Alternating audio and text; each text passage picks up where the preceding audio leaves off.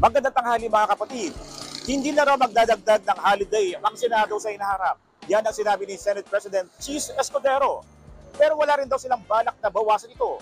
Ang tanong ko sa inyo mga kapatid, ano ang paborito nyong holiday at bakit? Tara samahan niyo ako at magtatanong tayo dito. Christmas ho, siyempre.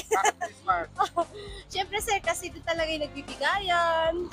Diba? Pag nagmamahalan. Pwede naman nagmamahalan araw-araw. Pero pag Christmas kasi, iba pa rin. Linggo, para Bakit linggo? wala para ganda kasi yung linggo kasi holiday. Holiday? Ano Wala, wala. Wala? Pasko? Bakit Pasko? Siyempre masaya pag Pasko. Wala sir eh. Bakit wala? Walang kita sir eh. Pagka? Pagka-holiday.